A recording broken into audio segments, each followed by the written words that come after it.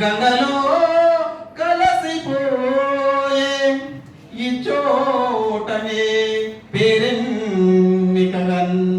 చిత్రలేఖకుని పించి అనసించే ఇది పిశాచులతో నిటాలిక్షుండు గజ్జె కదిలించి ఆడు రంగస్థలంబు ఇది మరణదూత తీక్షణ దుష్టులయ అవని ఫలించు భస్మ సింహాసనంబు.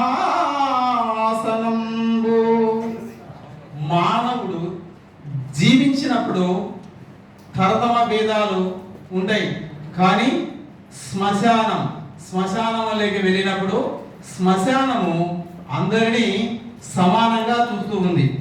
అలాగే గబ్బీరం అనే కావ్యంలో మాదిగ సోదరుని దుర్భరమైన జీవితాన్ని జాషువా గారు ఈ పద్యంలో ఇలా వర్ణించారు. చిక్కిన కాసుచే తనివి చందు అమాయకుడెల కష్టము బొక్కెడు బువ్వతో మరచిపోగు క్షుదానల దద్దమూర్తి నదికులు కల్లు లోకమున తికరియున్న అరుంధతి సుతుండొక్కడు జన్మమెత్తే భరతోర్వకం కడుగుట్టు విడడే. తెలుగు పద్యం మరుగున పడుతున్న కాలంలో పద్యాన్ని పండితులకు పామరులకు దగ్గర చేసినటువంటి కవి గుర్రం జాషువా. అసమానతలు, ఆకలి, పేదరికం ఆయన కవితాత్మలు. ఆయన దళిత సాహిత్యంతో పాటు దేశభక్తికి సంబంధించిన అంశాలు, పశుపక్షాలకు సంబంధించిన అంశాలు, ఆనాటి సమకాలీన సాహితీ సంబంధించిన అంశాలు, వేదాంత ధోరణికి సంబంధించిన అంశాలు తన కవిత్వంలో కవితా వస్తువులుగా చేసుకున్నాడు.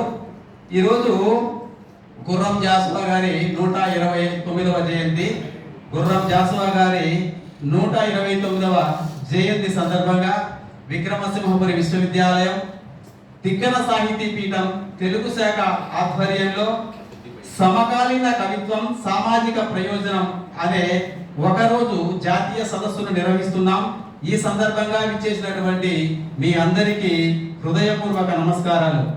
ఈ కార్యక్రమానికి ముఖ్య అతిథిగా విచ్చేసిన విక్రమసింహపురి విశ్వవిద్యాలయ ఉపకులపతి ఆచార్య